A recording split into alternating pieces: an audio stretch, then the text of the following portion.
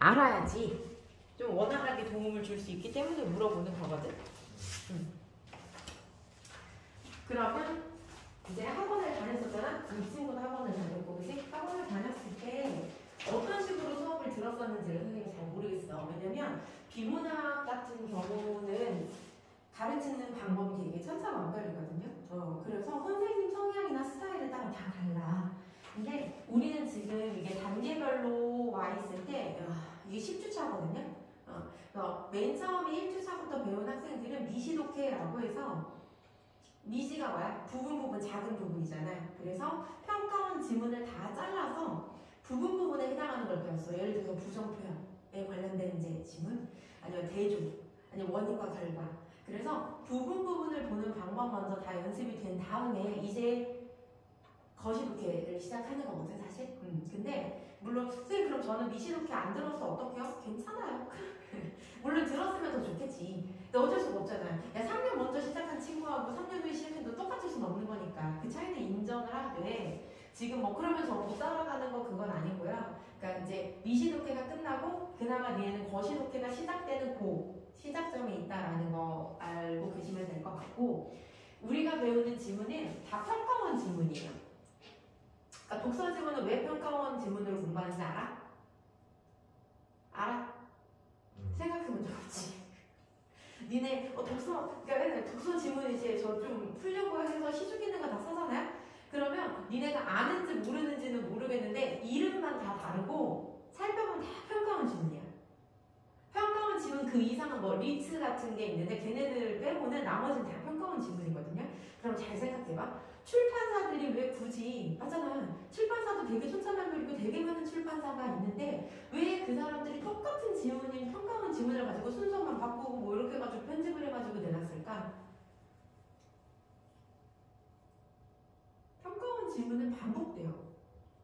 클리셰라고 하지 구성이 딱 떨어져.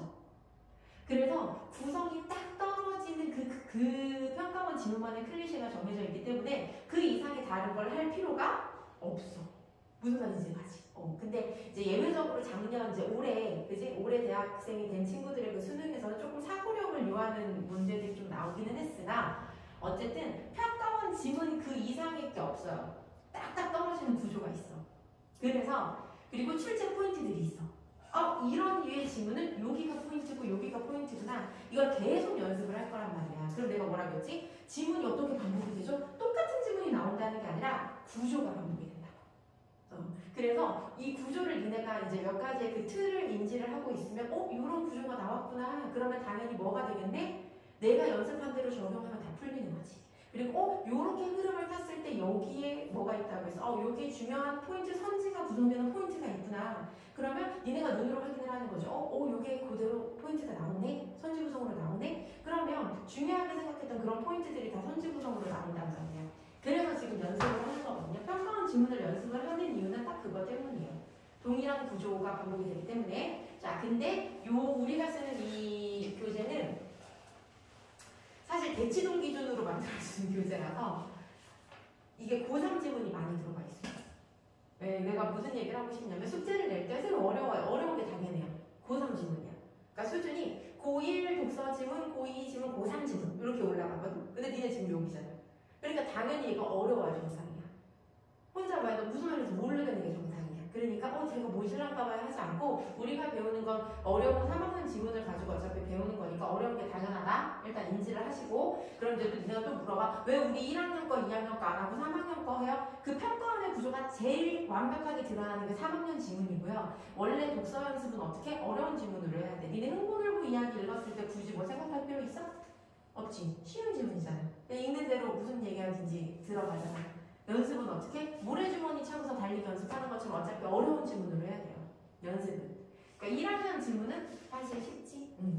그래서 어쨌든 교재 설명에 대해서 좀 이렇게 이야기를 해준 거야. 그럼 봅시다. 나는 니네가 조금 부담스러워. 왜 부담스러웠냐면 이제 그 스타일이 다 다르니까 어디서 뭘 배우고 왔는지 나는 모르기 때문에 일단 봅시다. 우리가 지문을 볼 때는 독서 지문을 볼 때는요 문단별로 해야 될 일들이 각각 정해져 있어. 그러면 생각을 하면서 지문을 풀었어? 그렇겠지. 그래야지 문제가 풀리니까. 그죠? 그러면 첫 번째는 분단에서는 뭘 생각하면서 풀었어? 비문학 지문을 볼 때? 그냥 읽고. 그러니까 얼마나 막막하고 답답했을까. 그치? 그냥 읽고. 내가 1문단에서 꼭 뽑아내야 되는 것들이 있거든요. 모든 글에는. 근데 그냥 읽었어. 그럼 막연할 수가 있겠지? 그지? 그럼 봐. 선생님이 앞으로 야 이거 암기해야 해 라고 하는 문학에서든 비문학에서든 이거 암기해? 꼭 알아줘? 라고 하는 건 내신도 그렇고 모의고사도 그렇고 둘 다 모든 것에 적용할 수 있는 것만 암기하라고요. 선생님은. 무슨 말인지 알았지? 어떨 때는 적용이 되고 어떨 때는 적용이 안 되고 이건 암기할 필요가 없어 사실은. 볼게. 자 그러면 얘도 한번 봅시다. 얘를 보기 전에 지금 문단이 하나 둘 셋 네 개로 되어 있거든요. 자 문단은 짧은 편이야. 평가원 지문 치고 짧은 편인데 자 지문이 문단이 네 개로 되어 있을 때 우리가 뭘 해야 되냐면 얘는 인지를 해야 돼요. 뭘 인지를 해야 되냐? 뭘 인지해야 돼? 첫 번째 단락에서 첫 문단에서 내가 해야 될 거를 생각을 해봐야 되거든. 자, 이제 기억합시다. 1문단에서 우리가 해야 할 일이 있어요. 첫 번째 문단에서 모든 지문에. 그게 뭘까? 뭘 것 같아? 이게 자꾸 영상이 찍히다가 끊겨서. 찍히고 있네. 자, 뭘 것 같아? 좀 생각을 해보고 있을까? 굉장히 중요한 건데. 굉장히 중요한 거고 얘들아. 생각하면서 푸는 연습을 해. 앞으로도 계속.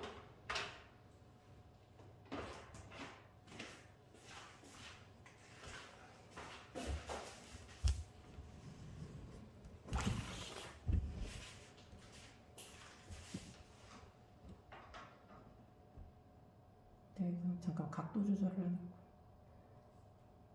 된 것 같아. 자, 1문단에서 니네 할 일은 내가 알려줄게.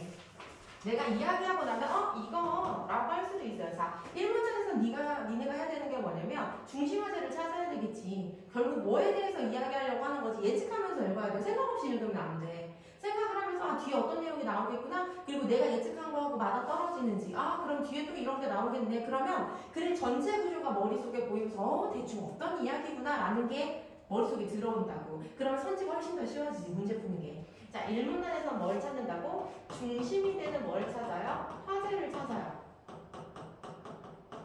중심이 되는 화제를 찾을 거야. 자, 근데 그럼 니네가 또 물어본다고. 중심 화제를 찾아야 되는데 사실 화제는 글감이라는 거 알겠고 중심이 되는 거 중요한 글감이라는 거 화제 알겠어. 그치? 자, 그러면 물어볼게. 중심 화제를 어떻게 찾을 거야?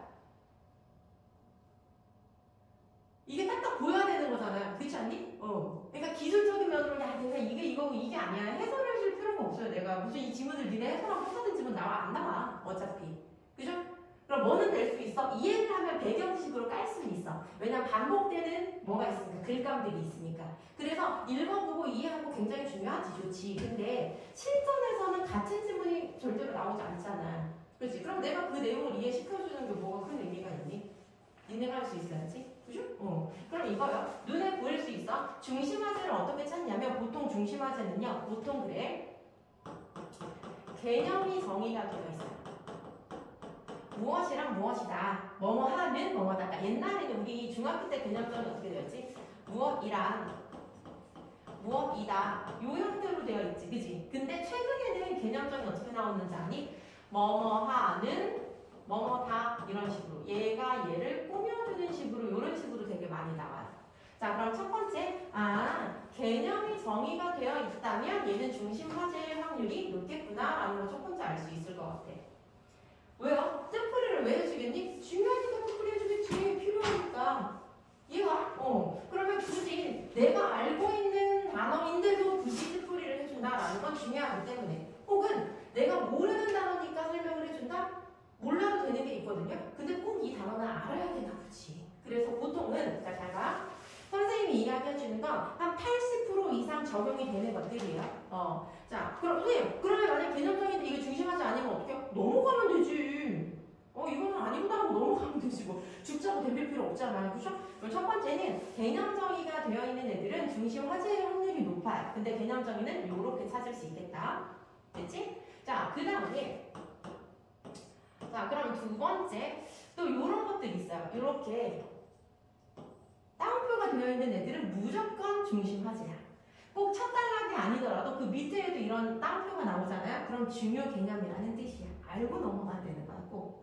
그러면 이렇게 따옴표로 정리가 되어 있는 것 또한 뭐겠구나? 중심 화제일 확률이 거의 99.9%구나. 그러면 개념 정리도 안 돼 있고 따옴표도 안 나와 있거든요. 그러면 어떤 게 중심 화제예요?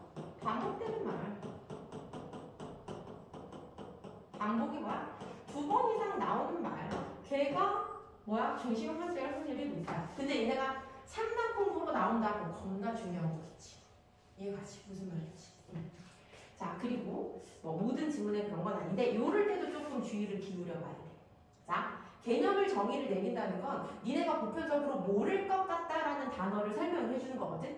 모를 것 같은 단어인데 고1 수준에서 이 단어 모를 것 같아. 근데 이거 되게 중요한 개념이야. 그래서 설명을 해주겠지? 근데 니네가 읽다 보면 완전 내가 알고 있는 개념인데 되게 상식선에서 되게 쉬운 개념인데 이거를 굳이 개념 정의를 해줄 때가 있어. 그럼 그럴 때 왜 해줄게? 우리가 알고 있는 일반적인 의미와 다르게 쓰이기 때문이에요. 얘가. 그래서 이거 완전 낯이 있고 이거 완전 알고 있는 되게 상식선의 단어를 굳이 개념 정의를 한다? 내가 알고 있는 단어의 의미와 좀 다르게 쓰인 정의구나 라는 거. 특히 인문 지문에서는. 이해가요? 그래서 그렇게 생각을 하면서 읽어보셔야 돼. 첫 번째 단락에서 니네가 첫 번째 단락에서 해야 될 건 이 세 개를 찾아내는 거야. 그러면 그 다음에 이제 선생님 중심화제 찾았어요. 그럼 그 다음에 우리가 뭘 해야 되죠? 중심화제를 얘를 동그랗게 묶어야 되겠구나. 자, 중심화제를 찾았으면 그 다음에 할 게 뭐냐면 뒷내용을 예측해야 돼요. 그래야지 글의 구조가 보이거든. 뒤에 내용이 어떤 내용이 이어지겠구나 라는 걸 예측하고 예측한 대로 어떻게 살펴봐야 돼. 이 내용이 나오구나. 그러면 글의 구조가 굉장히 간단하게 보여요. 뒷내용을 예측해야 된다. 대충 어떤 이야기가 이어지겠구나 라는 걸 생각을 해보면 될 것 같아. 자, 그럼 볼게. 알겠어요, 선생님. 이제부터 첫 문단에서 나는 중심화제를 찾고 뒷내용을 예측을 하겠어요. 되지? 니네가 해야 될 건 이거야. 몸에 체화가 돼야 돼. 아직 안 늦었어. 1학년이니까. 이거 3학년 돼가지고 바꾸려고 하잖아. 이거 굉장히 어려워. 습관이 몸에 돼가지고. 그러니까 천천히 오래 걸리더라도 정석대로 길을 가세요. 뒷내용을 예측하면 되겠다. 선생님, 그러면 보통 첫 문단에서 중요한 게 보통이야. 보통 100% 아니고 보통 첫 문단에서는 뭐가 중요하냐면 가장 첫 문장과 가장 마지막 문장이 제일 중요하게 나와요. 보통은. 예외적인 글도 있겠지? 근데 그런 예외적인 글 말고는 보통은 첫 문장에 뭐가 나오고 중심 화제가 나오고 뒷문장에 뭐가 나오겠니? 뒤에 이어질 내용이 보통은 나와. 얘가? 근데 이런 경우도 있어. 선생님, 첫 문단을 읽어봤는데 중심 화제가 없는 글들도 있던데요. 그 글은 중심 화제 언제 나올게? 첫 문단에 중심 화제가 없어. 그럴 수도 있잖아. 왜냐면 나는 80% 이상이라고 했으니까 나머지 20%는 없을 수도 있는 거잖아. 그치? 그러면 그땐 중심 내용 언제 나오게? 중심 화제? 너 뭐라고 했어? 마지막에? 중심이 맨 마지막에 나오면 얘기 끝나요? 마지막은 얘기 끝나는 거 아니야? 두 번째 문단쯤에 나와. 혹은 세 번째 문단쯤에 나와요. 왜요? 그런 글은 어떤 특성이 있냐면 얘들아, 니네가 제일 어려워하는 지문이 경제 지문하고 법률 지문을 되게 어려워하거든? 왜냐면 왜 경제 용어나 법률 용어는 우리가 일상 속에 쓰는 언어가 아니야. 맞지? 근데 법률에 대한 설명을 하고 그 다음 뭐 경제에 대한 설명을 하려고 하는데 중심 화제를 꺼내려면 기본적으로 알아야 되는 말들이 있는데 그걸 니네가 모를 것 같은 거야. 근데 얘를 설명하려면 꼭 전제가 깔리는 개념들이 있어. 그럼 그 개념을 어디서 설명해야 돼? 중심 화제 얘기하기 전에 첫 번째 단락에서 쭉 설명을 해줘야 될 거 아니야. 그치? 그러면 개념 정리만 하다가 어때요? 중심 화제는 끊이지도 못하는 거지. 그럴 때에는 중심 화제가 언제 나오기도 해? 이 문단에 나오기도 해. 그럼 그럴 때 지금 여기서 중심 화제를 꺼내기 전에 지금 기본이 되는 얘네들 먼저 얘기해 주는구만. 그러면 중심 화제를 이해하려면 얘네들도 이해를 해야 되는구만. 이렇게 보면 돼요. 그래서 보편적으로 어떻게? 1문단에선 중심화제를 찾아라. 뒷내용을 예측해라. 혹시 1문단에 중심화제가 나오지 않는다면 2문단으로 넘어가도 좋다. 그런 경우는 1문단에 전제에 헷갈리는 뭐 개념 정의가 되어 있을 거니까. 됐나요? 자, 그럼 1문단에는 이걸 해야 된다라는 생각을 하고 우리 1문단 볼게요. 그러면 니네가 한번 해볼게. 3줄밖에 안 되니까 한 10줄 줄게요. 찾아봐. 중심화제가 뭘 거다라고 한번 찾아보세요.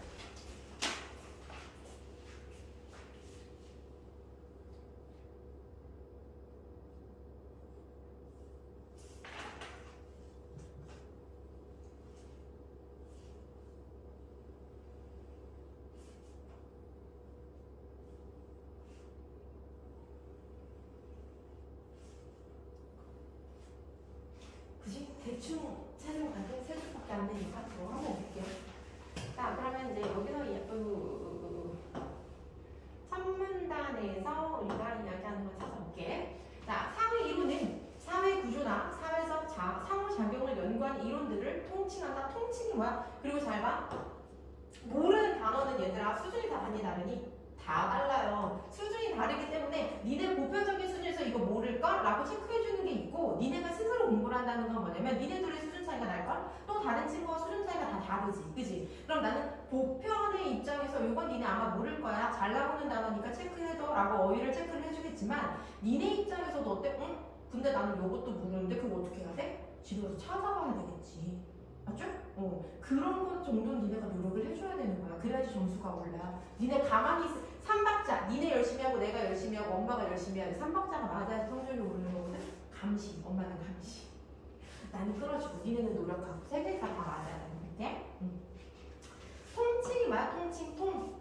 전체적으로 이르는 말이다. 뭐 이런 뜻이지? 자, 사회 이론은 사회 구조나 사회적 상호작용을 연구하는 이론들을 전체적으로 이르는 말이구나. 오케이. 사회 이론은 벌써 지금 똑같은 말 2번 나왔어. 뭐 나왔어? 사회 이론이라는 말 나왔고 또 사회 이론이라는 말 2번 나왔어. 그죠? 그럼 얘가 확률이 되게 높겠지? 중심화제할 확률이 높겠다. 과학적 방법을 적용하면서도 연구 대상뿐 아니라 이론 자체가 사회 상황이나 역사적 조건에 긴밀히 연관된다는 특징을 지닌다. 자, 그럼 사회 이론은 특징을 지닌대요. 그러면 사회 이론의 특징이겠지. 자, 문장이 길잖아? 그럼 니네 끊어읽기도 좋아. 끊어읽기도 좋은데 문장을 끊어읽을 때에는 뭘 보면 돼? 문장이 길면 헷갈려. 그러면 주어하고 서술어 먼저, 주성분 먼저 찾으면 되거든? 그럼 뭐야? 사회 이론은 특징을 가진대. 그럼 어떤 특징? 정도는 알아야 되겠지? 그지? 이 특징이 뭐냐면 한번 볼게. 또 여기서 니네가 써먹을 수 있는 거 봐봐. 일단 반복되는 말은 중심화제의 확률이 높다. 모든 지문에 써먹을 수 있는 거지. 자, 그 다음에 또 주어, 서술어. 문장이 길 때에는 주어, 서술어를 가지고 내용을 예측해라. 사회이론의 특징. 그러면 특징의 구체적인 내용은 여기 앞에 있겠지. 그 안에서 구체적인 특징을 니네가 찾아야 되겠지? 그지? 자, 그 다음에 또 중요한 거 뭐 있어? 요거 있어요. 자, 뭐뭐가 아니라 뭐 그랬어. 자, 그러면 앞에 게 있고 뒤에 게 있단 말이야. 그죠? 자, 그러면 아마 배웠을 거야. 그죠? 요 정도는 아마 여기저기서 다 이야기해 주니까. 배웠지? 뭐라고 배웠어? 응.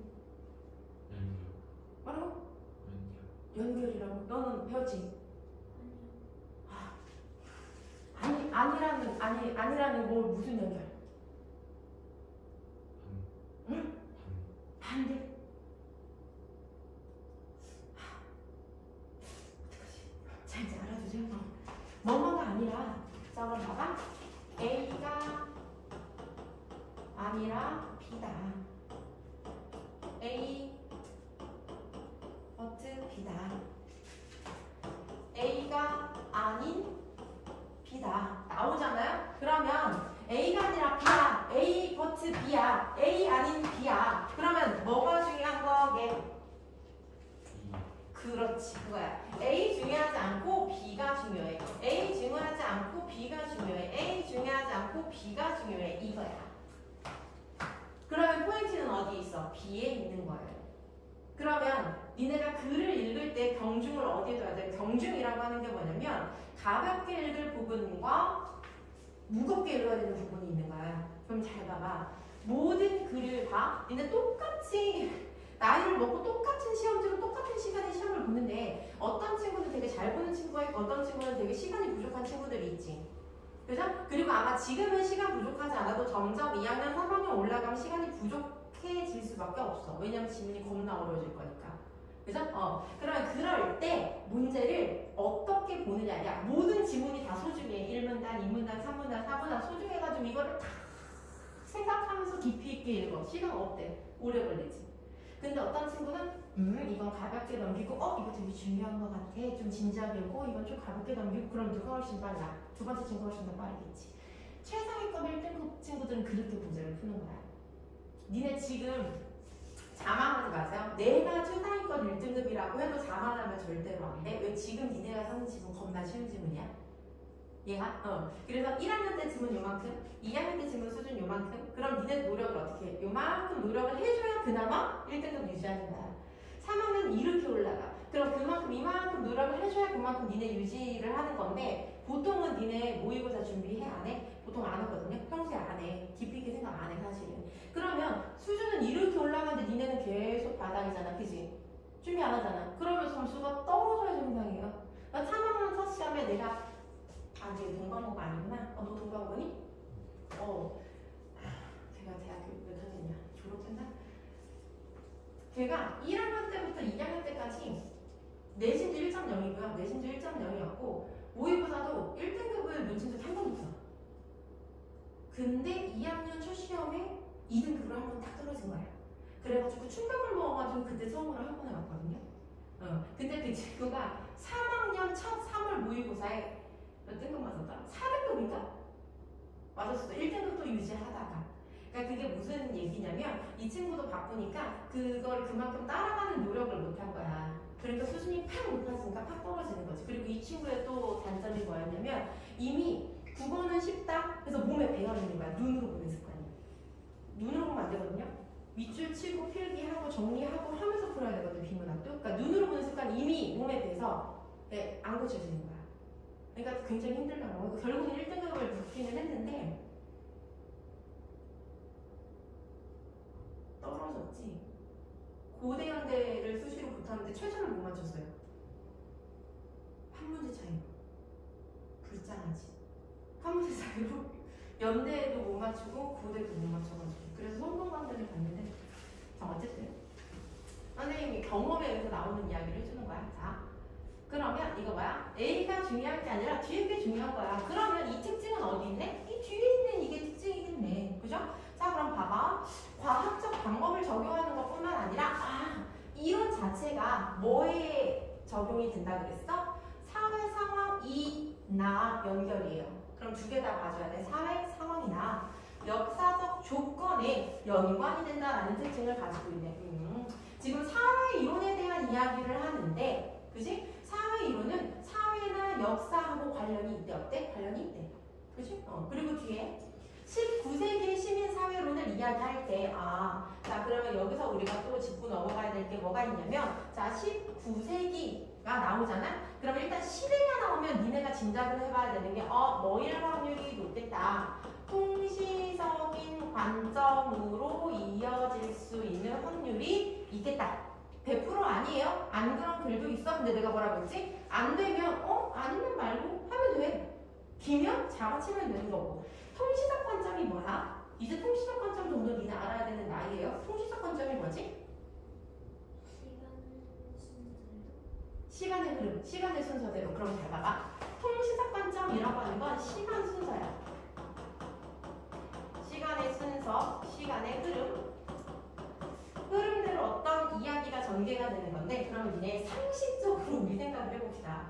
상식적으로 생각을 할 때, 자, 17세기 A다. 요거는 그냥 선생님이 적어주는 거니까 넘겨도 괜찮아요? 밑에 내가 한번 해볼게. 자, 17세기의 A다. 18세기야 A다. 19세기의 A다. 이랬어. 자, 20세기의 A다. 자, 그러면 17세기부터 20세기까지가 통시적 관점이라고 할 수 있겠지. 그죠? 자, 그러면 여기서 뭘 해놨냐면 시대 구분이 17, 18, 19, 20이야. 자, 20인데 이렇게 17. 왜 이래? 색깔.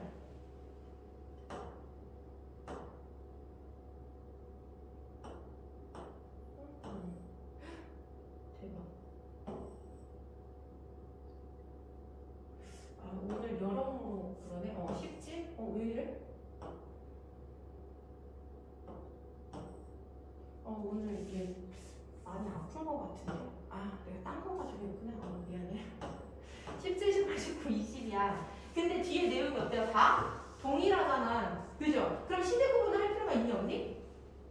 없지 않아요? 굳이 왜? 우리 바보야? 했던 말 또 해? 할 필요 없잖아. 아 여기 아니야. 할 필요 없잖아. 그럼 여기도 뭐야? 17세기부터 20세기까지 A다 라고 하면 되는 거잖아. 시대 구분을 할 필요가 없어. 그러면 무슨 얘기냐? 굳이 시대 구분을 한다는 건 그때그때 뭐가 있다는 거야? 니네가 생각을 해봐. 내가 방금 얘기했지? 같은 이야기를 할 거냐면 시대 구분을 하지 않아요. 그럼 시대 구분을 했다는 건 같은 이야기가 아니라 뭐가 나온다는 얘기야? 다른 이야기가 나온다는 얘기야. 그래서 통시적인 관점이다 라는 게 확인이 되는 순간 니네는 뭐 해야 돼? 차이점을 인지해야 돼. 그게 실제 포인트예요.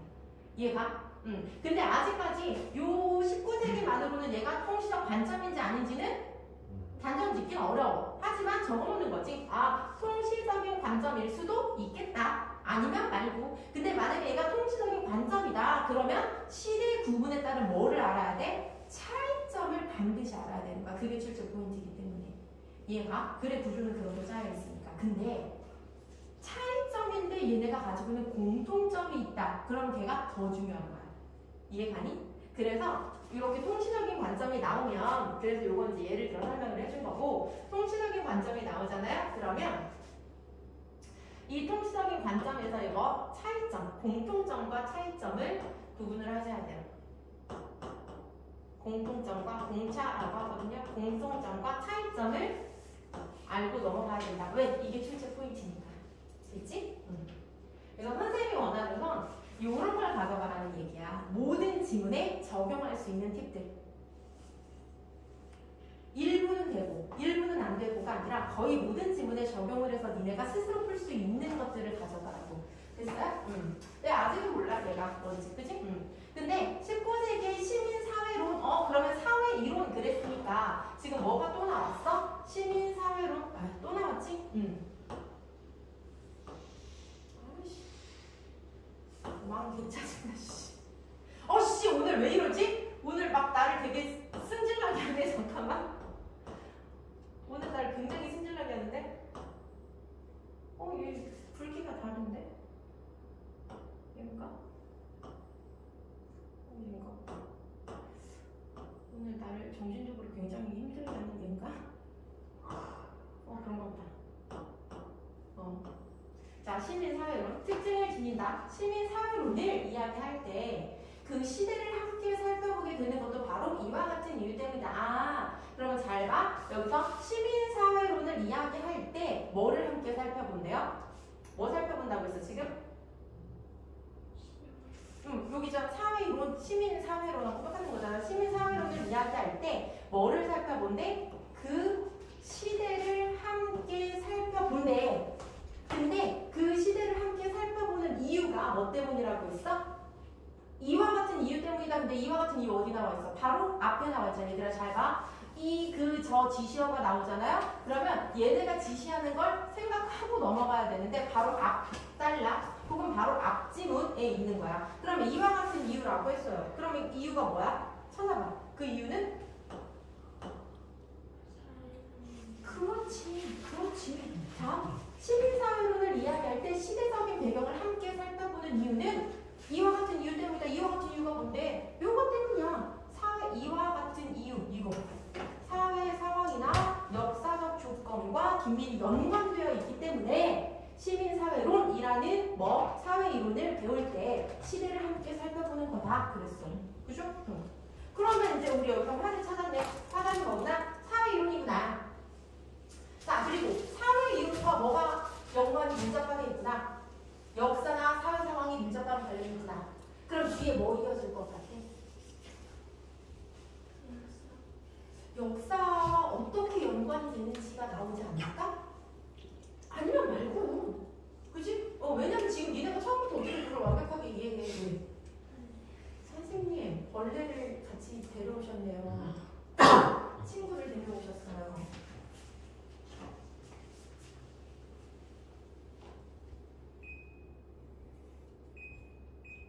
네, 됐지? 그래서 이거는 뒤에 예측한 내용은요. 안 맞으면 말고. 그러면 뭐 하면 돼? 그럴 때는 어떻게 본 거예요? 아, 내가 예측한 건 이거 식으로 연결이 될 수 있구나라고 알고 넘어가면 되지. 그죠? 난 어쨌든 그랬어. 그럼 뒤에서는 예측을 해볼 건데 요거 나올 것 같아. 시민사회론하고 역사적인 조건이나 어떤 사회적인 상황이나 어떻게 연결이 되는지 긴밀하게 연결이 된다라고 했으니까 그러면 구체적으로 어떻게 연결이 되나? 어떤 식으로 반영이 되나에 대한 이야기가 나오면 연결이 딱딱 될 것 같아. 자, 그럼 볼게요. 이 문단에 시민사회라는 용어는 17세기에 등장했지만 19세기 초에 이를 국가와 구분하여 개념적으로 정교화한 인물이 헤겔이다. 자, 그럼 또 뭐 나왔어? 자, 여전히 시민사회라는 말 나오지? 사회이론, 시민사회론. 자, 근데 시민사회론에서 시민사회라는 말이 17세기에 등장했대요. 근데 언제? 19세기 초에 정교화한 애가 누구래? 헤겔이야. 그럼 잘 들어 얘들아. 또 헤겔이라는 인물이 나왔어. 자, 그러면 인물이 나왔을 때 니네 또 어떻게 해야 되게? 그러니까 내가 계속 질문을 하는 건 니네가 알고 있어야 되는 그런 팁들을 알고 있는지 잘 적용해서 문제를 풀어왔는지를 확인하기 위한 거야. 독서는 나랑 지금 처음 하는 거기 때문에 모르면 알려줄 거고 알면 넘어갈 거고. 자, 인물이 나왔잖아요. 이거 그지? 인문 지문에서 인물이 나왔어. 그럼 어떻게 해야 돼? 뭐 어떻게 해요? 인물이 나왔는데 그냥 읽으면 되지. 그래? 어떻게 해야 된다고 했어? 기억을 더듬어 배웠을 거야. 응? 자, 인물이 나오잖아. 얘들아, 인문 지문에서 인물이 나오잖아요. 그럼 이렇게 생각을 해주면 돼. 인물이 나온다는 건 얘들아, 인문 지문은 어떤 역사적인 일이나 사회적인 흐름이나 이런 거에 대한 이야기가 인문이잖아. 그죠? 그러면 그 어떤 인문이라고 하는 거는 정답이 있어 없어? 시간의 흐름에 따른 어떤 사람들의 생각이란 말이야. 그럼 정답이 있다 없다? 없겠지. 사람들의 견해 차이니까 과학이 아니잖아 또. 그지? 그러면 사람들의 견해 차이를 가지고 이야기하는 글이 인문 지문이란 말이야. 근데 인문 지문에서 어떤 인물이 나왔어. 그러면 이걸 니네가 딱 나오니까 이 인물이 이야기하는 주장, 이 인물의 생각이 쭉 이어지는 글이거나 아니면 이 인물과 또 다른 인물이 나온다 하면 공통점 이어받는 거거나 아니면 차이점이거나 요게 주포인트가 되겠구나라는 걸 인지를 해야 된다고. 그러면 딱 이따가 헤겔 나왔지. 그러면 지금 시민사회라는 개념을 정교한 게 헤겔인데 얘만 나온다고 하면 얘가 어떻게 이렇게 정교화를 시켰는지에 대한 과정이 쭉 나올 거고, 그지? 그럼 그 과정을 시대로 구분을 하면 될 거고, 만약에 얘에 대한 이야기가 나오다가 뒤에서 다른 학자의 이름이 나오면 분명히 뭐겠구나? 견해 차이겠구나? 그럼 공통점 아니면 차이점을 내가 중심으로 잘 읽어야 되는데 그게 포인트니까. 그리고 시험 문제는 어떻게 나와? 그 두 인물, 기억, 니은 해가지고 두 인물의 견해 차이에 대한 선지 구성으로 나오겠지. 좀 더 업그레이드 되면 어떻게 나와? 얘네들의 견해 차이와 보기 박스의 또 다른 인물의 견해 해서 세 개 비교하는 거 나오겠지. 이해가니? 왜 지문을 볼 때 여기가 중요한 포인트구나. 여기에 지금 힘을 주어서 읽어야 되는구나를 니네가 왜 파악해야 되는지 알겠어요? 그 부분에서 선지 구성이 나오기 때문에 그래. 그러면 그 부분을 그러니까 다 생각해봐. 내가 지금까지 니네 생각 없이 그냥 읽고 풀었다고 했잖아요. 그래서 지문 한 번에 읽고 있는데 지문을 다 읽음과 동시에 문제가 다 풀렸어? 그렇게 풀어야 돼요. 그래야지 시간이 안 모자라. 궁극적으로 고3 지문은 그게 길다고 했잖아. 어렵다고 했잖아. 근데 보통은 내가 지문을 다 읽을 때 문제가 완료가 되거나 운이 좋게는 한 지문, 마지막 지문을 읽지 않고도 문제가 완료가 되거나 이거 운이 좋은 경우야. 모든 지문이 그렇진 않아. 그런 지문도 있고 안 그런 지문도 있어. 적어도 또 어떤 지문은 마지막까지 읽어도 한 문제 정도 남는 경우, 최소한 마지막 지문을 읽었을 때 한 문제 남는 경우까지는 가야 되는 거예요. 근데 지문을 다 읽었는데 문제를 또 따로 읽고 왔다 갔다 하다 시간 조절 이미 실패한 거야. 그거는. 무슨 말인지 알지? 근데 그게 하루아침에 되겠니? 안 되지. 연습을 해야 되는 거지. 근데 봐봐. 그렇게 읽는 친구들은 어때? 내가 글 쭉 읽고서 문제 쭉 읽고 이거 나왔었나? 왔다 갔다가 시간이 이만큼 걸리지. 근데 어떤 친구는 여기 출제 포인트 몇 가지 적어놨어. 메모 예를 들어서 해놨어. 여기 출제 포인트인데 체크체크 해놨어. 그리고 문제부터 여기 출제 포인트 오케이 아까 헷갈리지 말아야지. 그럼 니네가 헷갈리지 말아야지라고 생각한 건 머릿속에 깊이 인지가 되잖아. 그지? 이거 출제 포인트네. 절대 헷갈리지 말아야지. 근데 걔가 출제 포인트로 나왔어. 그럼 굳이 갈 필요도 없이 어때? 풀 수 있는 거잖아.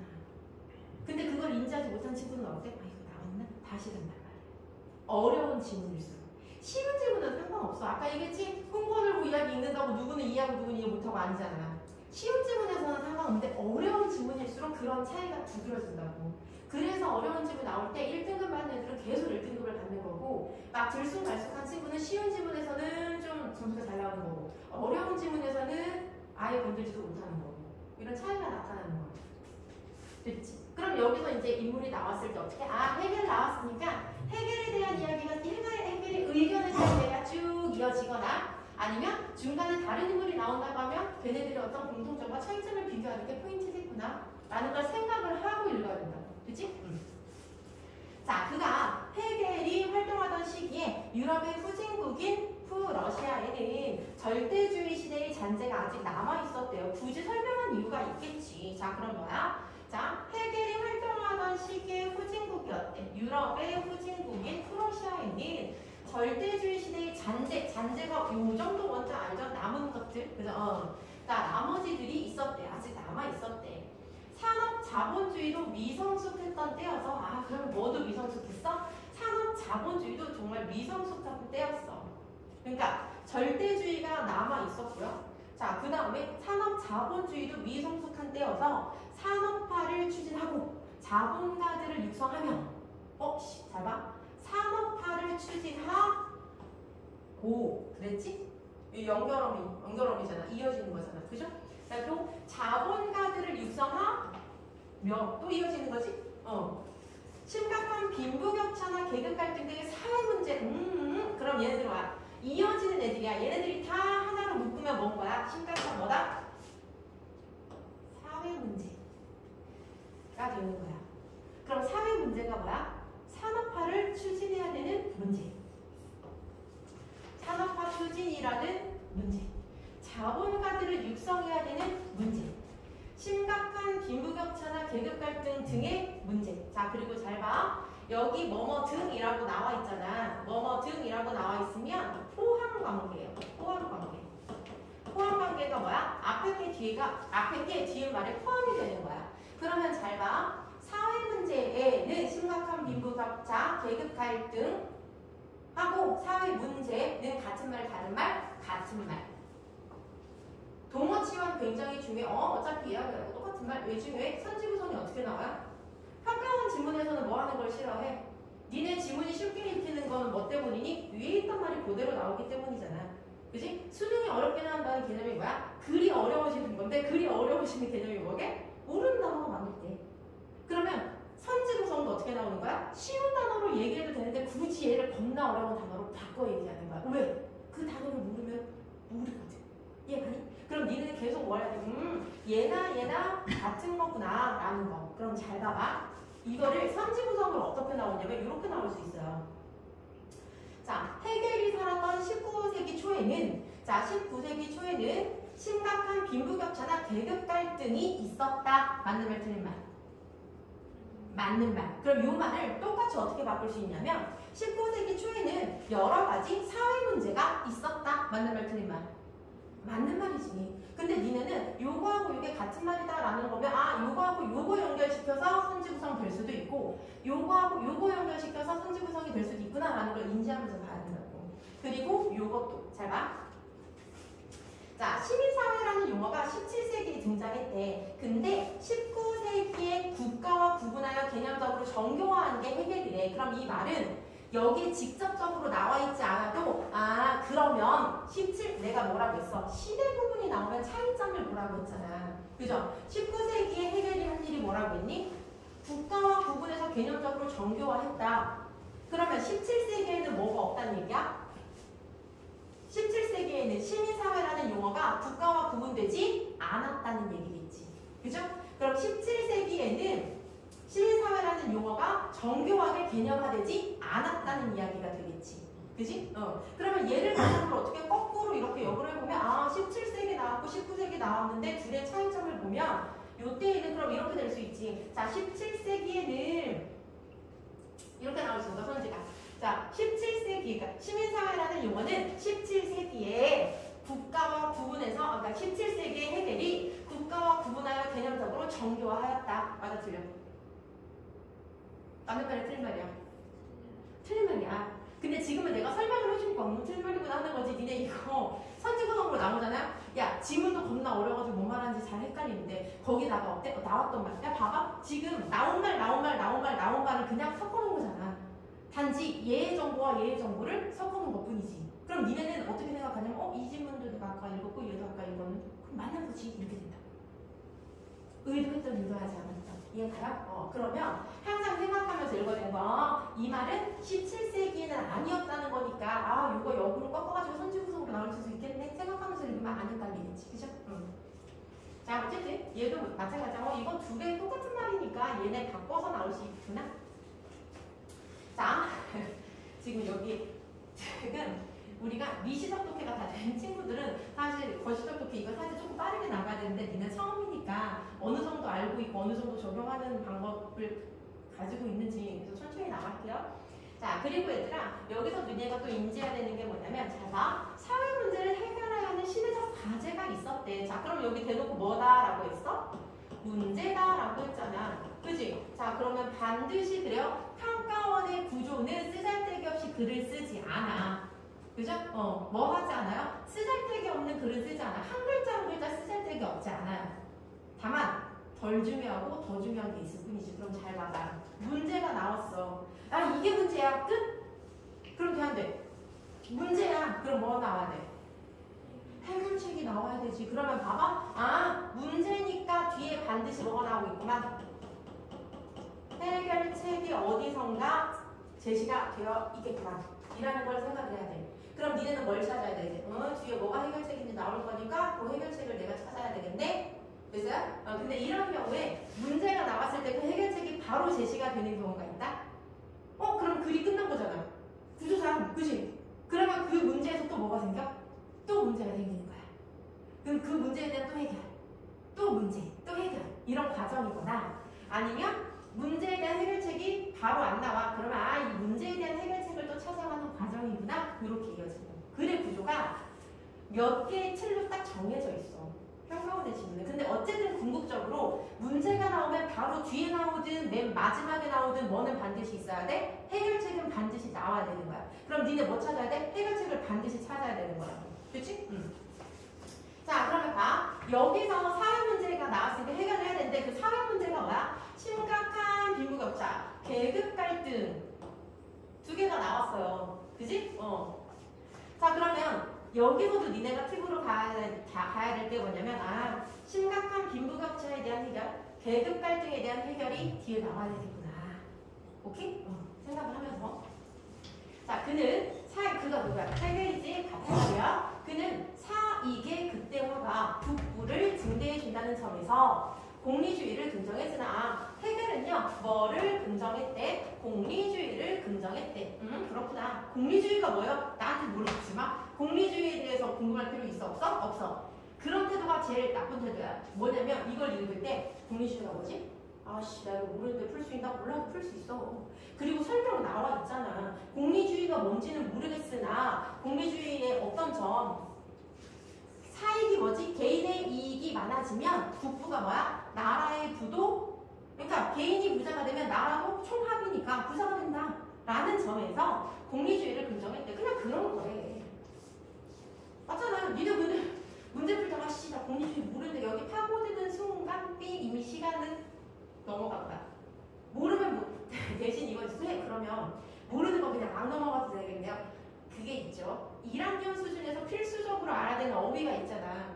그지? 그 필수 어휘를 내가 인지하고 있는데 그 이상의 것이 나오면 넘겨도 된다는 얘기야. 문제 푸는데 아무런 상관없어. 근데 내가 그 기본 수준도 안 됐는데 다 넘기면 못 풀지 당연히. 내가 전제에 까는 건 뭐야? 니네가 기본으로 알아야 되는 기본 수준은 알고 있되 그 이상이 나오면 벌어도 된다 이 얘기라는 거야. 이해가죠? 그러니까 항상 뭐 해야 돼? 니네는 단계별로 기본을 잘 갖춰야 되는 작업을 해줘야 되겠지. 그치? 그 이상 나오는 건 벌어도 돼. 괜찮아. 근데 공리주의는 사실 니네 알아야 돼, 몰라야 돼? 몰라도 돼? 알아야 될 것 같은데? 그치? 알아야 되는 거야, 사실은. 어쨌든 공리주의를 긍정했어. 자, 했으나 그것이 뭔데? 자, 이그저가 가리키는 말은 바로 앞에 나온다고 했잖아. 그죠? 자, 그러면 그것이 뭐예요? 뭐예요? 공리주의가 시민사회 안에서 개인들의 무한한 사회 추구가 일으키는 빈부격차나 계급 갈등을 해결할 수 없다고 했다. 내가 아까 뭐라고 했니? 야, 심각한 빈부격차나 계급 갈등의 사회 문제를 해결해야 돼. 이게 문제야. 그럼 뒤에 해결책이 나와야 되는데 지금 뭐라고 했어? 빈부격차나 뭐 할 수 없다고? 빈부격차나 계급 갈등 해결할 수 없어. 이렇게 생각했대. 뭐가? 중요한 건 뭐예요? 뭐가 있었지? 뭐가 해결할 수 없다고 생각했어? 해결은? 이건 설명하는 말이야. 어쨌든 답은 나왔어. 그죠?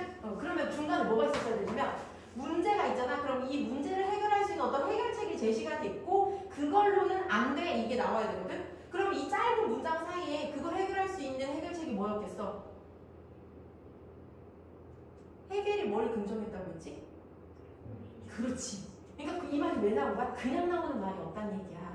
아, 그럼 여기서 이게 해결책이야 라는 말이 나와 있진 않지만 생뚱맞게 이게 문제야? 라고 해놓고 공리주의를 긍정했어? 라고 했단 말이야. 그죠? 그러면 이런 문제를 이런 면에서 뭐 할 수 있을까라고 생각했는데 오히려 이거 해결할 수 없겠구나 라고 이야기한 거라고. 이해가요? 그럼 여기서 뭐야? 문제의 해결책으로 공리주의를 조금 생각을 해보았으나 공리주의 미안하다.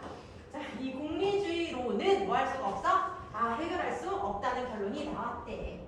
그 이유는 아까 이야기한 거야. 그것이 뭐였기 때문에 무한한 사익 추구가 일으키는 이거네. 공리주의가 무한한 사익 추구를 일으키고 무한한 사익 추구가 빈부격차를 일으키는 거기 때문에 결국 공리주의는 해결책이 될 수 없어 라고 했다고. 이해가죠? 자, 그러면 잘 봐. 요렇게 여기서 현지 구성이 어떻게 나올 수 있냐면 이렇게 나올 수 있어. 자, 해겔은 분명히 공리주의를 긍정했다라고 했거든. 그죠? 근데 이 공리주의가 해결할 수는 없다라고 했어. 긍정인데 해결할 수 없다는 부정이잖아. 그럼 긍정과 부정이 섞여 있잖아. 그러면 욕할 뻔했네. 겁나 헷갈리게 나올 수 있거든요. 어떻게 헷갈리게 나올 수 있냐면 자, 니네는 상식적으로 자꾸 생각한단 말이야. 지문을 벗어나서 니네의 기본 지식이나 기본 배경을 자꾸 깔려고 한다는 말이야. 그럼 이렇게 된다고. 자, 해겔은 공리주의가 빈부 사회의 문제를 해결할 수 없다고 보고 공리주의를 부정했다. 그럼 맞아 틀려? 그렇지.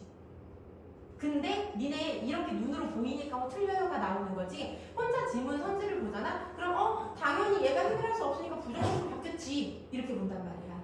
근데 분명히 뭐 했어요? 긍정했어요. 그럼 봐. 태도 차이가 나오잖아. 긍정했는데 해결할 수 없다는 부정이 나왔잖아. 긍정과 부정을 동시에 가지고 있으면 출제 포인트야. 겁나 헷갈릴 수 있거든.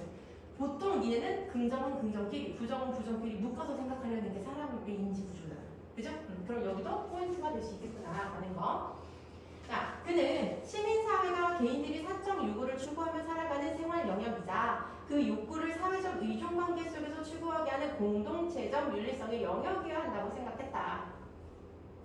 이걸 뭐 하나하나 읽을 필요가 있나? 그냥 이렇게 생각했대. 자, 시민사회 또 나왔죠? 그럼 정말 달려봅시다. 자, 그가 누구야? 풀어내볼게요. 그가 누구지? 해겔은 시민사회가, 그죠? 생활 영역이자, 자, 사적 욕구를 추구하는 생활 영역이자, 또 뭐라고 했어? 공동체적 윤리성의 영역이다. 그럼 뭐하고 뭐가 합쳐져 있어야 된다라고 뭐가 있는? 사적 욕구는 개인이라고 할 수 있을까 없을까? 이 오빠가 원하는 거야? 사적 뭐야? 사적인 사적. 그럼 개인적이다라고 할 수 있어 없어? 나한테 물어보는 거야. 이것들이 공과 사를 구분해야 된다. 공과 사가 뭐야? 공적인 거야, 사적인 거. 그래서 사적인 건 그런 거야. 개인적인 거지. 공적인 건 그 개인의 모임 모두를 이야기하는 거고, 공동체를 이야기하는 거고. 자, 그럼 봐. 이 말은 사적 욕구를 추구한다라는 거 뭐하고 바꿀 수 있어? 개인적이다라는 말하고 바꿀 수 있어. 동어 치환이 가능하다고. 쌤이 자꾸 동어 치환해요. 야! 내가 아까 얘기했잖아. 요거 그대로 선지 구성이 되면 쉬운 지문이라고. 어려운 지문이라는 것은 어떻게? 여기 있는 말을 그대로 쓰지 않고 바꿔서 동어 치환으로 나오는 게 어려운 지문이라고. 그리고 니네 이거 분석하는 거 몸에 배잖아요? 그러면 궁극적으로 너 독서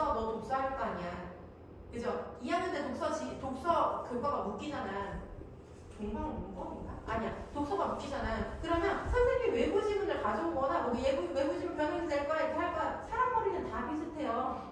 그럼 출제 포인트는 다 정해져 있는 거야. 이해가니? 그럼 니네가 내가 이렇게 한번 분석해주고 니네가 한번 분석해주면서 OX 퀴즈에서 이거 요렇게 나올 수 있겠네. 아니 이거 요렇게 나오겠네. 이것만 볼 줄 알면 어때? 금방 풀겠지. 아 어떻게 변형 문제가 나오겠구나라는 것도 다 예상이 가능하겠지. 이해가요? 그러니까 지금 하는 건 모의고사에도 써먹을 수 있는 거고 나중에 궁극적으로 언제 독서 지문에서 충분히 써먹을 수 있는 거라고. 그치? 그래서 잘 봐. 선생님 이걸 언제 이걸 하고 있어요? 야 누가 지금 시험 볼 때 그 짧은 시간에 이걸 언제 분석하고 있어? 이렇게 분석을 하는 게 아니라 이게 체화가 되면 속도가 붙어. 나는 지금 니네한테 차근차근 설명을 해주는 거 한 지문 할 때 이렇게 시간이 걸리는 거지. 니네는 어떻게 이걸 느릿느릿 내가 하듯이 이렇게 하는 게 아니라 눈으로 빠르게 보고 빠르게 체화가 되는 시간을 단축해 가야지. 이해가지? 자 그럼 어때? 개인적인 거라고 바꿀 수 있고 공동체라고 하는 건 공동체. 그러면 잘 봐. 생활 영역 이자라고 했잖아. 그러면 뭐뭐이자 그러면 연결이 되는 거야. 그러면 시민사회는요 개인적인 것과 플러스 뭐가 있어야 되는 거야? 공동체적인 게 같이 있어야 된다라는 얘기가 되는 거야. 이해가니? 말을 바꿨을 때. 자, 특히 시민사회 안에서 사익 조정과 공익 실현. 자, 말을 바꿔볼게요. 뭐하고 같은 말이게. 자, 잘 봐. 특히라고 한다는 거 앞에 있던 말을 좀 더 자세히 내가 풀 거다 이 얘기예요. 그럼 결국 앞에서 했던 이야기를 좀 더 자세하게 설명을 해줄 건데 여기서 포인트가 뭐니? 개인적인 거하고 공동체적인 거하고 같이 있어야 돼 라고 했잖아. 그지? 내 평가원은 똑같은 말을 똑같이 이야기하지 않아. 그럼 보자. 뒤에 4.69하고 바꿔 쓸 수 있는 거 뭐야? 그렇지. 자 그럼 뭐하고 똑같은 말이야? 사익 조정 그리고 뒤에 과 그랬잖아. 그럼 뒤에 뭐 나오겠니? 똑같은 구조잖아. 생활 영역 이자 뭐가 나왔어? 공동체적 윤리적이다 라고 했잖아. 선생님 그 앞에 있는 말 얘네들은 다 얘를 꾸며주는 말인지 내가 뺀 거야. 니네 혹시 문법 배웠니? 문법 배우고 넘어왔을 거라고 생각이 들어요. 그럼 문법에서 니네 글에서 가장 중요한 게 주성분이거든? 걔가 핵심이잖아. 주성분 알지? 주어, 서술어, 뭐, 목적어, 보어까지. 나머지는 다 꾸며주는 말이잖아. 꾸며주는 말들이 세부 사항이 되는 거야. 그럼 일단 걔네는 볼 필요가 없는 거야. 나중에 필요에 의해 읽으면 되는 거라고. 이해가죠? 그러면 나머지는 빼고. 자, 사익 조정과. 야, 그러면 뒤에 뭐 나오겠니? 공동체니까. 공동체, 공적인 거 뒤에 내용 나오겠지 당연히? 그럼 뒤에 뭐 나와? 공익 실현에 기여하는 공익 실현이라는 말 나오잖아. 그러면 결국 여기는 뭐야? 눈으로 보란 얘기예요. 똑같은 구조로 되어 있구나. 아이씨. 이렇게 연결하면 되겠네. 자, 4.69 사익 조정. 그지? 그 다음에 공익 실현이라고 하는 거 이거 공동체적. 그러면 결국 했던 말을 말만 바꿔서 또 하고 하고는 당연하지 주제는 하는데. 자, 그래서 기여하는 직업단체와 복지 취약 문제를 해결하는 복지행정의 조직의 역할을 설정하면서 자 일단 공익실현에 기여하는 자 뭐가 나왔어 뒤에 또 직업단체와 복지 및 취약 문제를 해결하는 복지행정 조직의 역할을 복지행정 조직의 역할을 설정하면서 이 두 기구가 시민사회를 이상적인 국가로 이끌 연결고리가 될 것으로 기대했대. 자, 잘 보세요. 시민사회를 이상적인 국가로 이끌어갈 연결고리가 될 거다. 그러면 잘 봐. 해겔이 생각하는 이상적인 국가가 뭔데? 포인트가 뭐지? 뭐하고 뭐가 같이 있어야 된다고 했어? 그렇지.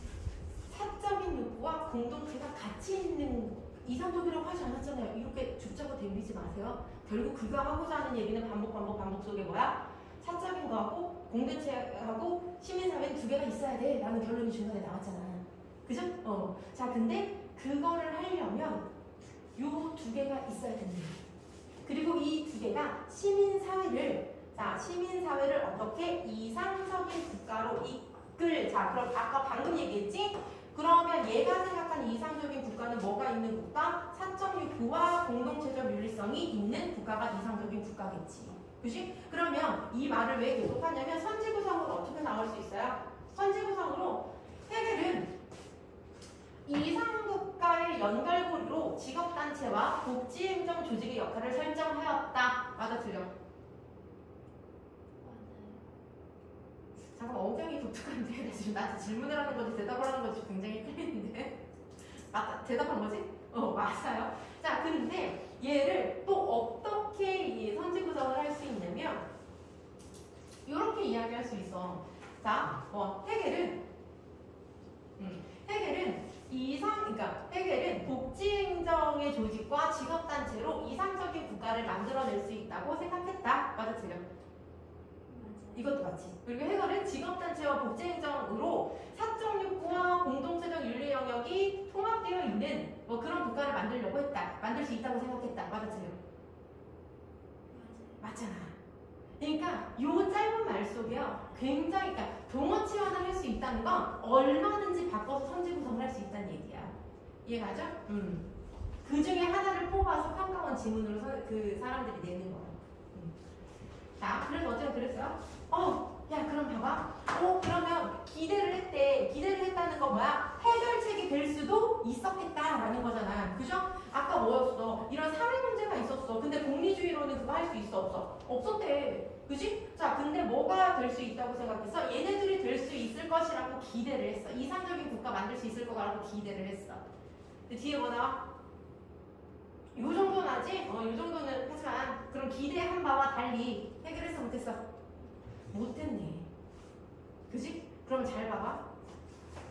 문제 나왔어. 해결할 수 있을 것 같았는데 못했어. 그죠? 그래서 그 문제를 다른 걸로 해결할 수 있을 것 같은데 또 못했어. 그러면 뭐야? 문제에 대한 해결책을 찾아가는 과정이구나 라는 게 이쯤에서 나왔어야 되는 거야. 이해가죠? 그럼 결국 아직 최종 결론은 나오지 않은 거구나. 자, 하지만 빈곤과 계급 갈등은 시민사회 내에서 근원적으로 해결될 수 없는 것이었다. 자, 하지만 결론은 뭐였어요? 해결될 수 없는 것이라고. 뭐는? 빈곤과 계급 갈등은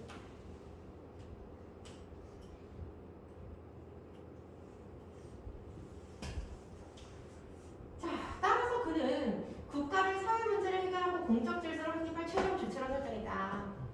오케이. 자, 그럼 봅시다. 어쨌든 문제 해결을 위해서 공리주의를 어떻게 해결해 보려고 했어. 근데 안 됐대. 그죠? 그래서 그 다음에 한 게 직업단체와 복지행정의 조직 이런 걸로 해결해 보려고 했어. 빈부격차나 뭐 이런 사회 문제를. 됐어, 안 됐어? 안 됐어. 그럼 뒤에 또 뭐 나와야 돼? 문제에 대한 해결책을 제시를 했는데 안 됐잖아. 또 다른 해결책 제시했는데 안 됐잖아. 그럼 또 뭐 나와야 돼? 또 다른 해결책이 나와야 되는 거지. 그럼 이런 구조는 뭐야? 문제 해결 구조구나. 그래서 결국 첫 번째 문제에 대한 해결을 찾아가는 그 과정이구나. 글쎄요? 그럼 얘는 뭐가 중요하겠어? 단계가 중요하겠구나. 언제가 뭐 있었고 뭐의 특징이고 그거 중요하겠다라는 걸 기억을 하시면 돼요. 자, 따라서 그는 그가 누가 해결이죠? 따라서 그는 국가를 사회 문제를 해결하고 공적 질서를 확립할 최종 주체로 설정했다. 자, 그래서 이번에 얘가 사회 문제를 해결하려고 제시한 게 뭐야? 최종 주체로 설정한 게 누구야? 사회 문제를 해결할 최종 주체로 설정한 게 누구다? 그렇지, 그 국가. 자, 봐봐. 문제 해결책을 한번 보면 문제 해결책이 어디 나와 있었냐면, 자, 해결책으로 제시한 게 뭐였지? 공리주의. 안 된다고 했어. 그죠? 공리주의 해결할 수 없다. 그지? 해결할 수 없다. 그 다음에 두 번째가 뭐였지? 직업단체, 그 다음에 복지행정 조직, 그 다음에 뭐야? 해결될 수 없다. 맞지? 그 다음에 얘가 이거 봐봐. 공리주의 진짜 안 됐어. 그 다음에 두 번째 얘네 두 개 했는데 안 됐어. 그래서 세 번째 문제 해결책으로 제시한 게 누구야? 그렇지. 세 번째 국가. 그죠? 자, 근데 이게 해결이 됐는지 안 됐는지는 뒤에 나오거나 안 나오거나 뭐 그렇게 되겠지. 그죠? 자, 그래서 세 번째, 국가를 설정을 해가지고 최종 주체로 성립했어. 그럼 국가가 문제를 해결할 거니까 우리 시민들은 문제를 해결해줄 누구한테 협력해야 돼? 당연히 상식적으로. 그렇지. 국가에 협력을 해야 되겠지. 그래서 뒤에 어떤 이야기가 나와요? 시민사회라고 하는 애들은 국가에 협력해야 해. 왜? 우리의 모든 문제를, 사회 문제를 국가가 해결해 줄 거니까. 왜? 공리주의도 안 돼. 복지행정, 직업단체도 안 돼. 그래서 나중에는 국가가 해결해 줄 거라고 했으니까 우리는 협력해야 돼. 라는 결론이 나왔다. 됐죠? 자, 근데 잘 봐. 그 다음 단락의 첫 번째에 뭐가 나오면 요렇게 이야기 이어주는 말이 나오잖아. 그런데 하지만 이런 말이 나오면 중요해. 왜냐면 문단과 문단 간의 관계성이거든요. 그러면 문단과 문단과의 관계성이라면 글의 전체적인 구조를 볼 수 있는 거야. 자, 위에까지는 뭐였지? 문제, 해결, 구조였지? 근데 한편 그러면 또 다른 이야기를 하겠다는 거야. 이건 이거고, 일단 문제 해결해서 최종적으로는 얘를 해결의 주체로 설정을 했어. 끝. 또 다른 얘기를 해볼게. 다른 이야기 하는 거야. 그럼 병렬식 구조라고 해도 돼, 안 돼? 병렬식 구조 뭔지 말고 지금 그게 힘든 거야? 자, 그러면 일단 보고 얘기해주세요. 자, 한편 1789년 프랑스 혁명 이후 프랑스 사회는 혁명을 이끌었던 계몽주의자들의 기대와는 다른 모습을 보이고 있었다. 갑자기 지금 아까 우리 무슨 이야기 하다가 위에서는 어디 이야기하고 있었지? 19세기 초. 그치? 19세기 초 이야기를 했어. 근데 지금 1787년 프랑스 혁명 이후를 이야기하고 있네요. 자, 사회는 혁명을 이끌었던 계몽주의자들의 기대가 있었겠지. 자, 그럼 여기서는 이거야. 1789년 프랑스 혁명이 있었고요. 그 다음에 혁명을 이끌었던 계몽주의자들의 기대가 있었겠지. 그죠? 계몽된 사회랑 어떤 기대가 있었을 거야. 근데 그 기대와는 어떤 모습을 보이고 있었대? 다른 모습을 보이고 있었대. 그러면 중요한 건 어떤 다른 모습이지? 라는 게 궁금해하지. 자, 사회는요, 사익을 추구하는 파편화된 개인들의 각 축장이 되어 있었고, 여기서 니네는 떠올려요. 사익 추구 어디서 본 것 같은데? 위에서 사익 추구 얘기했던 것 같은데? 사익 추구가 문제라고 했어, 안 했어? 문제라고 했었잖아. 여기 있었잖아. 자, 사적 욕구를 추구하면서 공동체의 윤리적 영역에 한다고 했는데, 여기서 뭐라고 했냐면 아까 여기 사익 추구가 개인의 무한한 사익 추구가 일으키는 빈부격차 그랬어. 그럼 사익 추구가 뭘 일으키는 거야? 빈부격차라는 사회 문제를 일으키는 거잖아. 그럼 사익 추구 하면 돼, 안 돼? 지나치게 하면 안 되는데 지금 뭐가 일어나는 거야? 사익 추구를 했다는 거지. 그럼 여기서도 뭐가 발생하겠구나. 문제가 발생하겠구나. 연결 지을 수 있어야 된다고. 그러니까 생뚱맞게 얘가 왜 나왔지?가 아니라 위에 단락하고 무슨 연결성이 있는데 얘가 나왔지? 한편이라는 말이 나와서도 뭔가 연관성이 있을 거 아니야? 라는 생각을 해야 된다고. 그럼 사익 추구가 나오는 순간 아까 사익 추구는 뭐라고 했는데 사익 추구 때문에 빈부격차가 일어난다고 했는데 그지? 그럼 여기서 사익을 추구하면 돼? 안 돼? 안 되네. 여기서도 뭐 일어나겠네? 빈부격차 일어나겠네. 그럼 이상적인 사회 되겠네? 안 되겠네? 안 되겠네. 자, 그래서 볼게요. 사익을 추구하는 파편화된 개인들의 각 축장이 되어 있었고, 자, 그러면 보세요.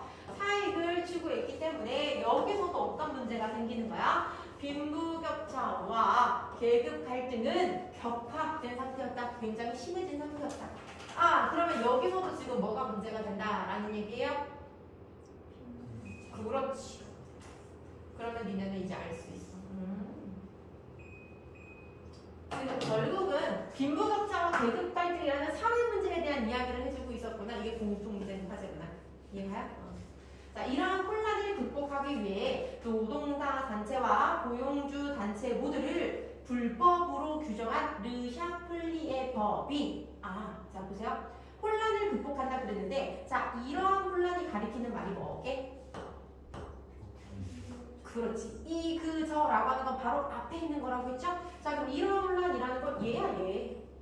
빈부격차라는 사회 문제, 계급 갈등이라는 사회 문제, 이런 문제를 극복하기 위해서 그럼 여기서도 뭐 제시해야 돼? 해결책 제시해야 되잖아. 자, 위에서는 야, 이런 상황에서 이렇게 해결책을 제시해서 이렇게 이런 과정으로 이게 끝? 그랬어? 마지막으로는 국가. 그럼 여기서는 뭐야? 여전히 똑같은 문제가 있거든? 똑같은 문제가 있는데 여기에서는 이 해결책으로 제시한 게 뭐다? 르샤플리의 법이래요. 약 90년간 시행됐어. 르샤플리의 법. 르샤플리의 법이 뭐야? 앞에 설명 나와 있잖아. 뭐뭐 하는 앞에 개념 설명이라고 했잖아. 그러면 르샤플리에법은 뭐야? 노동자, 고용주 그 단체 모두가 불법이야 라고 하는 거야. 노동자가 단체를 이루거나 고용자가 단체를 이루거나 둘 다 불법, 둘 다 안 돼 라고 한 거래. 왜요? 묻지 마세요. 우리 굳이 그런 배경지식까지 알 필요 없잖아. 근데 배경지식 알면 좋잖아요. 당연히 알면 좋지. 근데 그런 배경지식은 언제 하면 돼? 여름방학이나 겨울방학 때 있어. 스키마 할 거야. 배경지식에 관련된 그런 특강 같은 거 할 거야. 그때 알면 돼. 지금 당장은 어떻게 알아요? 자, 르샤플리에법이 이렇게 됐어. 자, 이 법은 분출되는 사익의 추구를 억제하지도 못하면서 오히려 프랑스 시민사회를 극도로 위축시켰다. 잘 보세요. 위에서의 글의 구조가 어떻게? 내가 왔고 틀이 딱 맞는다고 했지? 클리셰가 정해져 있다고 했잖아. 그치? 그럼 위에서는 아까 뭐라고 했었어? 문제, 똑같은 문제에서 빈부격차와 계급갈등이라는 문제가 있어. 문제 해결했니? 못했니? 못했지. 아, 그래 또 다른 해결책을 갖고 왔네. 했니? 못했니? 못했지. 그러면 생각해봐. 평가원 지문은 딱딱딱딱 떨어진다니까? 데칼코마니처럼? 그럼 여기서 뭐라고 했니? 똑같은 상황이 나왔어. 문제 해결을 하려고 뭔가 해결책을 제시했다고. 해결했겠니? 못했겠니? 당연히 못했겠지. 그게 예측하면서 있는 거라고. 그러면 글의 구조는 동일하니까 뒤에도 예측 못했겠니? 그러면 얘도 또 문제 해결을 이어지겠니? 이렇게. 봐봐. 자, 이 법은 분출되는 사익의 추구를 억제하지도 못하면서 오히려 프랑스 시민사회를 극도로 위축시켰어요. 자, 그럼 뭐 하지도 못했고 억제하지도 못했고 사회를 극도로 위축시켰네. 아, 그러면 얘가 문제를 해결하려고 했으나 문제 해결을 했다 못했다? 못했다. 자, 뒤에 누구 나와?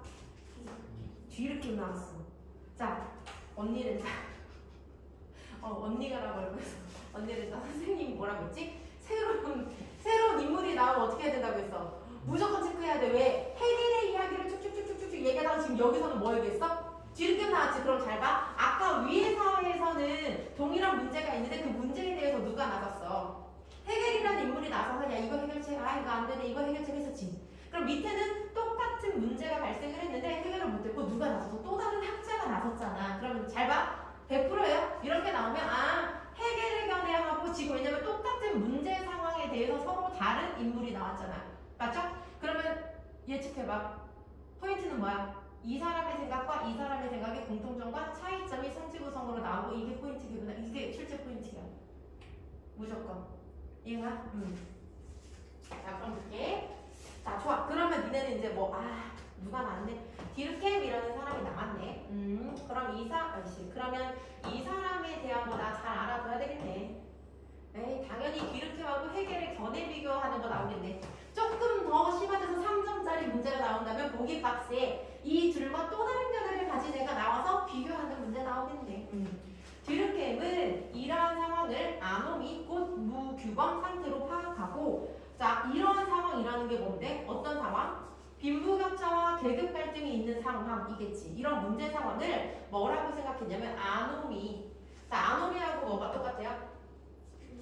그렇지. 무규범 상태. 왜? 어떤 말을 통해서 알 수 있어? 곧이라는 말을 통해서 알 수 있잖아.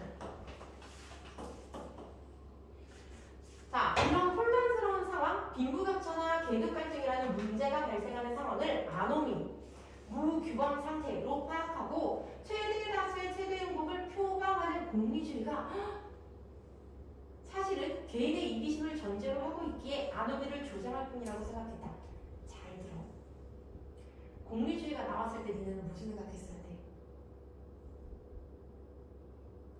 집에 가고 싶지? 빨리? 아까 위에서 공리주의 나왔어? 나왔지. 그럼 내가 아까 뭐라고 했니? 여기에서는 두 사람의 학자가 나오면 그 두 사람의 견해 차이, 공통점, 차이점, 이유, 출제 포인트라고 했잖아. 그러면 그 안에서 차이점과 공통점이 나올 때마다 니네가 체크를 해놔야 돼. 그치?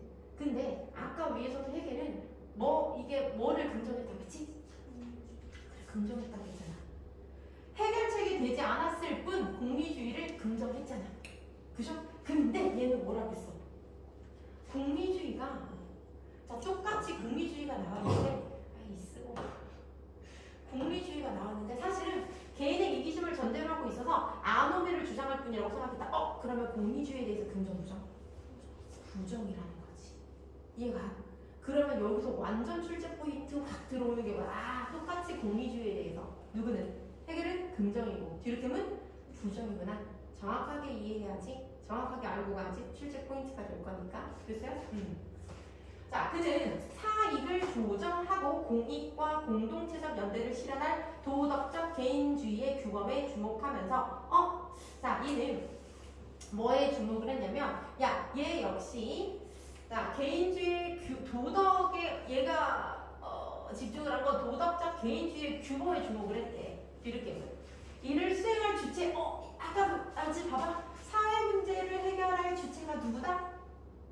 아까 해결은 국가다라고 결론을 지었잖아. 근데 얘는 이를 수행할 주체로 누구? 직업단체 역할을 강조해서 직업단체 아까 왜 나오지 않았어? 나왔었어. 두 번째, 직업단체와 복지행정 조직의 역할을 설정을 했는데 해결했어? 못했어? 못했잖아. 그죠? 그럼 이건 생각 차이가 되겠지. 맞죠?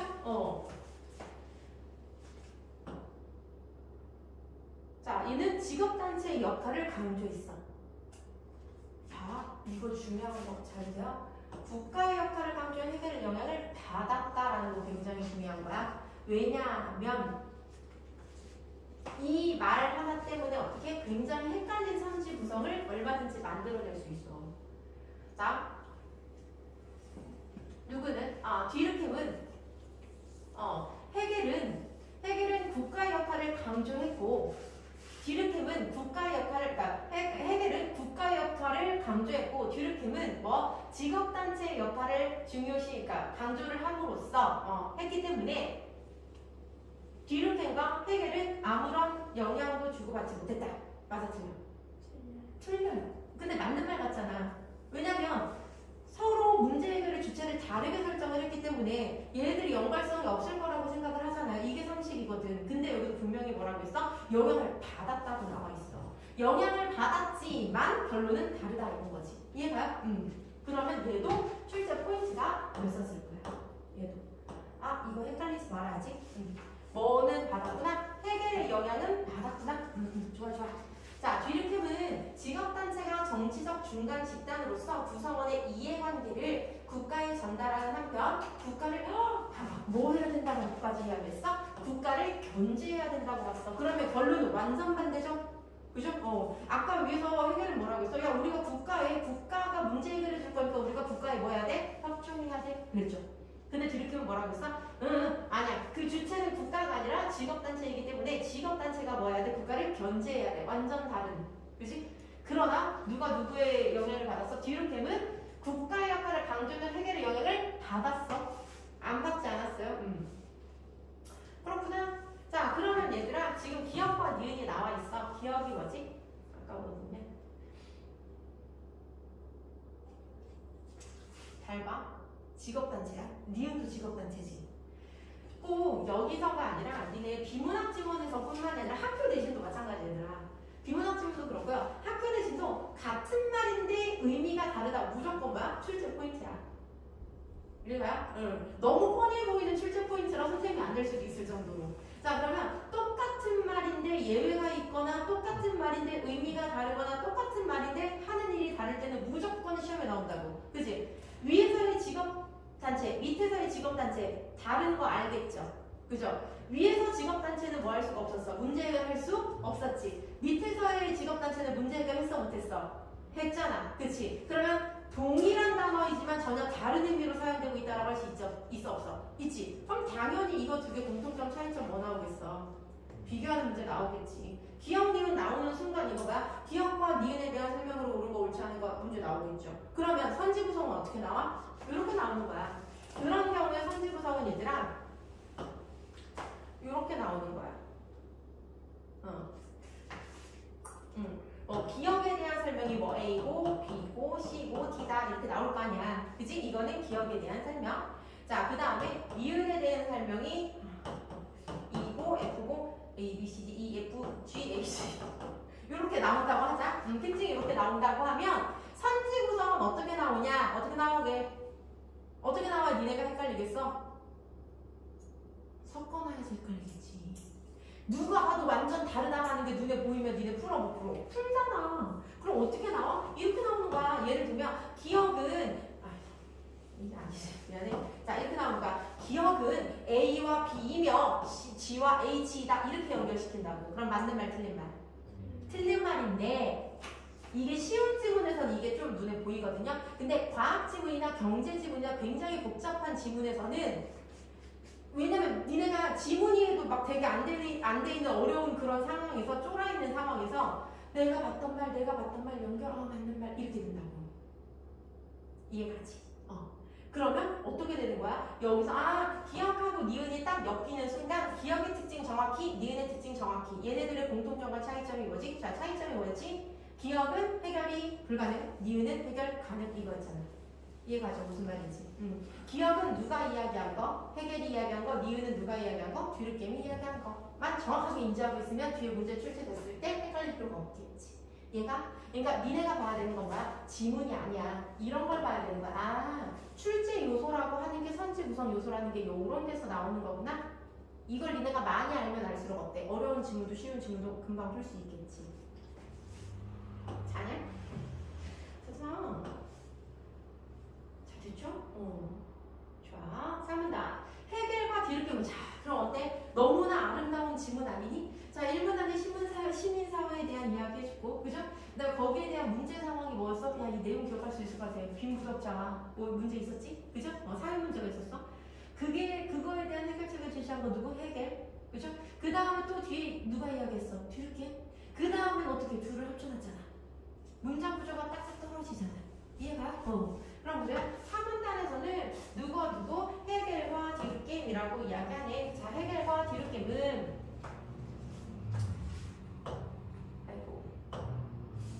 얘를 전체적으로 한번 보면 이거는 뭐 안 써놔도 괜찮아. 근데 눈에 보이게 하려고 하는 거니까. 자, 지금 뭐에 대한 이야기를 했냐면, 자, 여기서는 사회 이론, 그지? 사회 이론, 이 시민사회 이론을 이야기하고, 여기서는 누가 나왔어? 해겔의 이야기가 나왔지? 여기서 누구의 뒤늦게임의 이야기가 나왔지? 여기서 어때? 해겔과 뒤늦게임을 합쳐놨지? 그리고 여기서 뭐야? 사회 이론에 대한 이야기를 했지? 자, 사회 이론에 대한 설명을 해주고, 사회 이론에 대한 해겔의 견해, 사회 이론에 대한 뒤늦게임의 견해, 그 다음에 해겔과 뒤늦게임을 묶어놨잖아. 굉장히 친절하게 딱딱딱 떨어지는 구조라고. 평가원 지문은 다 이렇게 생겨먹었어요. 그러니까 그 지문을 이해하는 게 아니라 내용을 이해하는 게 아니라 형식적인 부분을 볼 줄 알아야 되는 거지, 사실은. 이해가니? 그리고 형식을 이해하면 내용은 어느 정도 따라오는 거거든. 자, 마지막 볼게. 자, 해결과 뒤늦게임은 시민사회를 배경으로 직업단체의 역할과 기능을 연구했다는, 자, 중요하게 뭐라고 나와 있어? 아주 친절하게 공통점이 있어. 자, 시민사회를 배경으로 해서 직업단체의 역할과 기능을 연구했지. 자, 해결은 직업단체가 문제를 해결한다, 못한다? 못한다. 뒤늦게임은 직업단체의 역할이 문제를 해결한다, 못한다? 해결? 이현 씨가 뭐라고 하는 거야? 해결은 요거를 중요시 여겼지만 해결을 못한다라고 결론이 났던 거고, 뒤늦게임은 얘가 해결할 수 있다라고 본 거고. 그치? 근데 어쨌든 둘 다 같은 것을 가지고 연구를 했다라는 공통점은 있는 거네요. 맞아요? 하지만 이거 뭐겠어? 그럼 당연히. 하지만 차이점 나겠지. 공통점 알았으니까. 직업단체에 대한 두 사람의 생각은 어때? 달랐다. 내가 아까 그 출제 포인트가 그랬잖아. 달랐어. 친절하게 완전 설명해주네. 달랐다. 그랬어. 그러면 달랐다. 이거는 뭐야? 차이점이 되겠지. 자, 이러한 차이는 두 학자의 시민사회론을 철저하게 시대의 산물이라는 점을 보여준다. 선생님, 근데 갑자기 여기서 시대의 산물이 왜 나와요? 야, 잘 생각해봐. 시대의 산물 왜 나왔어?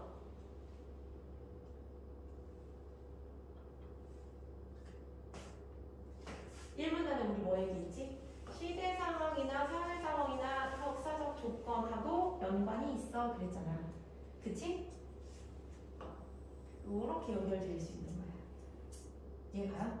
햄버거의 뚜껑과 밑에 받침처럼 처음에 이야기를 딱 던졌잖아. 야, 시대의 산물이다. 사회 상황이나 역사하고 관련이 있어. 사회 문제는 알았니? 라고 해놓고 그 다음에 시민사회는 있잖아. 누가 살았던 시대, 해겔이 살았던 시대는 이런 환경이었기 때문에 이런 결론이 나온 거고, 뒤늦게임이 살았던 시대에는 같은 문제가 있었는데 이 시대는 이런 특징이 있었기 때문에 이런 결론이 나온 거야. 그러면 결론적으로 뭐예요? 어떤 문제는 시대의 산물이다. 여기 사회 상황의 역사적 조건하고 연결이 된다. 이 얘기를 마지막에 이야기를 해줘야지 완벽하게 끝나는 거지. 이해가니? 그러니까 니네가 이거 있어. 첫 번째 단락에서 이야기를 했는데 이 얘기를 왜 하지? 근데 두 번째 단락에 너무 생뚱맞은 이야기를 하는 것 같이 느껴질 때가 있어. 생각하면서 읽으면 반드시 그런 질문 언제나 그런 일문단에 대한 얘기가 반드시 어딘가에 나오겠구나. 아니면 마지막에 나오겠구나. 그래서 이렇게 딱 맞춰주겠구나. 맞췄잖아. 됐어요? 그러니까 이런 걸 니네가 눈에 보여야 된다고. 자, 시대의 선물이라는 점을 보여준다. 그러면 이 두 사람의 해겔과 디르켐을 통해서 얘가 이 글쓴이가 이야기해주고 싶었던 건 뭐야? 어떤 사회 문제가 있을 때 그거는 뭐의 영향을 받는다? 시대의 영향을 받는다. 역사의 영향을 받는다. 이 이야기를 해겔과 디르켐의 예를 통해서 이야기를 해준 거야. 이해가죠? 자, 이들의 이론은 과학적 연구로서 객관적으로 타당하는 평가를 받기도 하지만 과학적 연구. 자, 이론이 갖는 객관적 속성은 그 이론이 말한 현실의 문제 상황이나 이론가의 주관적인 문제의식으로부터 근본적으로 잡을 수 없는 것이다. 자, 그럼 선생님 이 얘기는 또 생뚱맞게 왜 나와요? 왜 나올까? 그냥 나오지 않는다고 했잖아요. 자, 뭐하고 연결 지을 수 있어요? 자, 여기서 뭐라고 했지? 어디 갔어? 자, 사회론은 과학적 방법을 적용하면서도 그랬으니까. 자, 그럼 당연히 과학적인 걸 적용했으니까 과학적인 연구로서 타당하다라는 평가 받겠지. 그지? 하지만 아까 여기서 뭐라고 했어? 이론 자체가 사회 상황이나 역사적 조건에 긴밀히 연관된다. 그러면 사회 상황이 달라지거나 역사적 조건이 달라지면 이론도 달라질 수 있다 없다?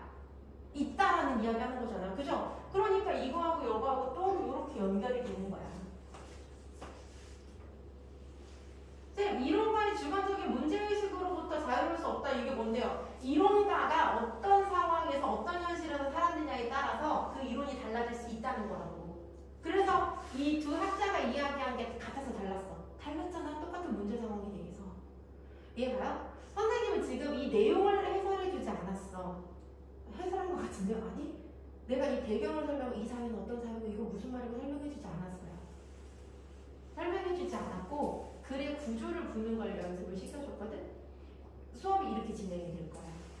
그러니까 들어보고 나 이거 못하겠어. 그러면 못 듣는 거지 뭐. 그지? 근데 결론은 문제는 어때? 니네가 풀어야 되는 거죠? 그러니까 내가 이 질문을 이해시켜주는 건 전혀 의미가 없어. 그러니까 궁극적으로는 이걸 계속 연습해서 니네가 어떤 질문이 나와서 이렇게 풀어낼 수 있어야 된다.